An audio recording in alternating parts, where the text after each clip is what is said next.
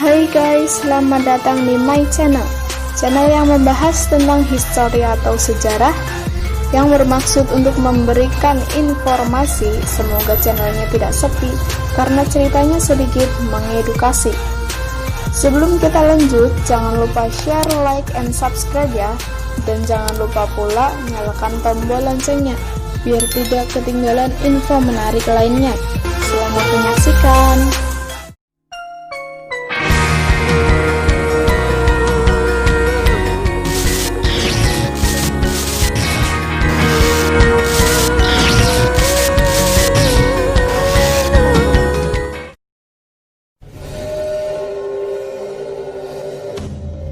Perlu kalian pahami bahwa setelah kerajaan Kutai berkembang di Kalimantan Timur, di Jawa bagian barat muncul kerajaan Tarumanegara.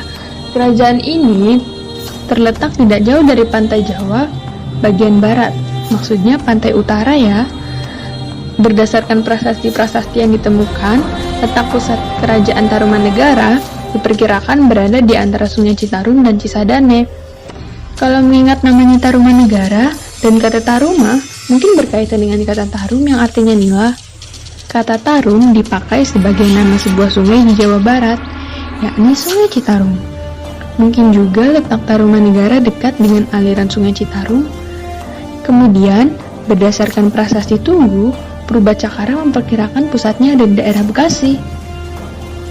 Dalam kehidupan agama, sebagian besar masyarakat Tarumanegara memeluk agama Hindu. Sedikit yang beragama Buddha dan masih ada yang mempertahankan agama nenek moyangnya, yaitu animisme. Berdasarkan berita dari Fahien, di Tolomo Tarumanegara terdapat 3 agama, yakni agama Hindu, agama Buddha, dan kepercayaan animisme. Awal mula berdirinya kerajaan Tarumanegara. Jaya Singawarman adalah pendiri kerajaan Tarumanegara yang memerintah antara 358 sampai 382 Masehi. Ia adalah seorang Maharesi dari Salankayana di India yang mengungsi ke Nusantara karena daerahnya diserang dan ditaklukkan Maharaja Samudragupta dari kerajaan Magadha. Ia adalah menantu Raja Dewa Warman VIII dan dipusarkan di tepi Kali Gomati, Bekasi. Pada masa kekuasaannya, pusat pemerintahan beralih dari Rajapura ke Tarumanegara. Raja Tapura atau Salakanegara Perak yang disebut Anigri Ptolemus dalam tahun 150 terletak di daerah Teluk Lada, Pandeglang. Kota ini sampai tahun 362 menjadi pusat pemerintahan Raja-Raja Dewa Warman dari Dewa Warman 1 sampai 8. Masa kejayaan Kerajaan Tarumanegara. Kerajaan Tarumanegara mulai berkembang pada abad ke-5 Masehi. Raja yang sangat terkenal adalah Raja Purnawarman. Ia dikenal sebagai raja yang gagah berani dan tegas. Ia juga dekat dengan para Brahmana, pangeran, dan rakyat. Ia raja yang jujur, adil, dan arif dalam pemerintahan. Daerahnya cukup luas sampai ke daerah Banten. Kerajaan Tarumanegara telah menjalin hubungan dengan kerajaan lain, misalnya dengan kerajaan Cina. Untuk memajukan bidang pertanian, Raja memerintahkan pembangunan irigasi dengan cara menggali sebuah saluran sepanjang 6.112 tumbak atau kurang lebih 11 km. Saluran itu disebut dengan Sungai Gomati. Saluran itu selain berfungsi sebagai irigasi juga mencegah bahaya banjir. Setelah selesai melakukan penggalian sungai, maka Raja mempersembahkan 1.000 ekor lembut pada Brahmana. Berkat sungai itulah penduduk Taruma menjadi makmur. Selanjutnya, kondisi sosial pada masa pemerintahan Raja Purnawarman terus meningkat dengan memperhatikan kedudukan kaum Brahmana sebagai tanda penghormatan kepada para dewa. Agama yang dianut oleh Raja Purnawarman dan rakyatnya adalah Hindu Siwa dengan kaum Brahmana sebagai pemegang peran penting dalam upacara.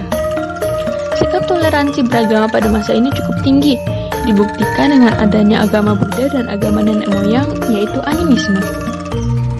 Prasasti Tugu menuliskan bahwa Raja Purnawarman membuat terusan 6.122 tombak yang dipergunakan sebagai sarana lalu lintas, pelayaran, dan perdagangan dengan daerah sekitarnya. Hal ini menandakan kehidupan ekonominya rakyat tertata rapi. Kehidupan budaya pada masa itu sudah tinggi, ditandai dengan teknik dan cara penulisan huruf-huruf prasasti yang memperlihatkan perkembangan budaya tulis-menulis. Berikut daftar nama-nama raja dari Kerajaan Tarumanegara.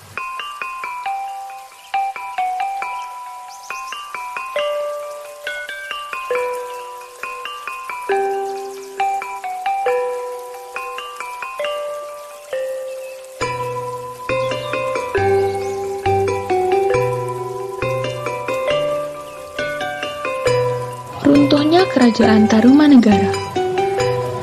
Dimulai pada masa kepemimpinan Raja Sunawarman, Kerajaan Tarumanegara mulai mengalami kemunduran. Faktor dari kemunduran Kerajaan Tarumanegara ini karena Raja Sunawarman kurang peduli tentang masalah-masalah yang terjadi di kerajaannya.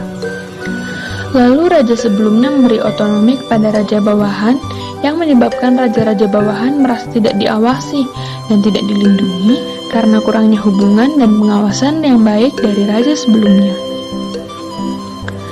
Selain itu, pada masa pemerintahan Sunawarman muncul pesaing Kerajaan Tarumanegara, yaitu Kerajaan Galuh. Sebelum menjadi Kerajaan Galuh, wilayah kerajaan ini termasuk wilayah Kerajaan Tarumanegara.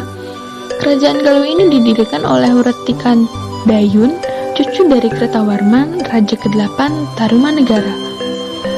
Pada tahun 669, kemunduran kerajaan ini juga menampak pada masa pemerintahan raja terakhir dari Kerajaan Tarumanegara, yaitu Raja ke-12, Linggawarman. Raja Linggawarman tidak memiliki putra, tetapi ia memiliki 2 orang putri. Putri pertama bernama Manasih menikah dengan Tarusbawa, raja pertama dari Kerajaan Sunda. Sedangkan putri kedua yang bernama Sobakancana menikah dengan Dapunta yang Sri Jayanasa, pendiri Kerajaan Sriwijaya. Peninggalan kerajaan-kerajaan Tarumanegara. 1. Ada Prasasti Tugu. Prasasti Tugu inskripsi yang dikeluarkan oleh Purnawarman ini ditemukan di Kampung Batu Tumbuh, Desa Tugu, di Tanjung Priuk, Jakarta. Dituliskan dalam 5 baris tulisan beraksara Pallawa dan bahasa Sanskerta. 2. Ada Prasasti Citeureun. Prasasti ini ditemukan di Kampung Muara, Desa Citeureun Hilir, Cibungbulang, Bogor. Prasasti terdiri dari 2 bagian, yaitu inskripsi A yang dipahatkan dalam 4 baris tulisan beraksara Pallawa dan bahasa Sanskerta, dan inskripsi B yang terdiri dari 1 baris tulisan yang belum dapat dibaca dengan jelas. Ini disertai pula gambar sepasang telapak kaki. Terjemahan inskripsi A isinya sebagai berikut. Ini bekas 2 kaki yang seperti kaki Dewa Wisnu. Ialah kaki yang mulia Sang Punawarman, raja di negeri Taruma, raja yang gagah berani di dunia. 3. Ada Prasasti Kebun Kopi. Prasasti ini ditemukan di Kampung Muara, Desa Ciaregan Hilir, Cibungbulang, Bogor. Prasastinya dipahatkan dalam 1 baris yang diapit oleh 2 buah pahatan telapak kaki gajah.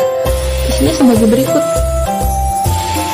Di sini tampak sepasang telapak kaki yang seperti telapak kaki Airawata, gajah penguasa Taruma yang agung dalam dan kejayaan. 4. Ada Prasasti Muara Cianten. Terletak di Muara Kali Cianten, Kampung Muara, Desa Ciaregan Hilir, Cibungbulang, Bogor. Inskripsi ini belum dapat dibaca. Inskripsi ini dipahatkan dalam bentuk aksara yang menyerupai sulur-suluran dan oleh para ahli disebut aksara ikal. 5. Prasasti Jambu atau Pasir Koleangkap. Terletak di sebuah bukit pasir Koleangkap, Desa Parakan, Nanggung, Bogor. Inskripsinya dituliskan dalam 2 baris tulisan dengan aksara Pallawa dan bahasa Sanskerta. Isinya sebagai berikut. Gagah, menggabungkan dan jujur terhadap tugasnya.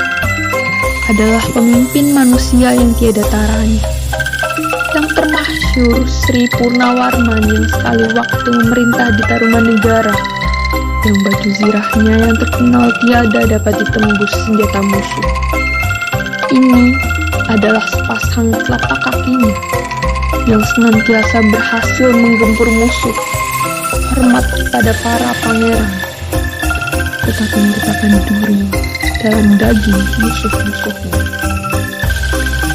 Prasasti Cidahu, maksudnya Prasasti Cidang Hyang Lebak. Terletak di tepi kali Cidang Hyang, Desa Lebak, Munjul, Banten Selatan, dituliskan dalam 2 baris tulisan beraksara Pallawa dan bahasa Sanskerta. Isinya sebagai berikut. Inilah tanda keperwiraan, keagungan dan keberanian yang sesungguhnya dari Raja Dunia yang mulia Purnawarman, yang menjadi panji sekalian raja-raja. Yang ketujuh, Prasasti Pasir Awi. Inskripsi ini terdapat di sebuah bukit bernama Pasir Awi di kawasan perbukitan Desa Sukamukmur, Jonggol, Bogor. Inskripsi prasasti ini tidak dapat dibaca karena inskripsi ini lebih berupa gambar atau piktograf daripada tulisan. Di bagian atas inskripsi terdapat sepasang telapak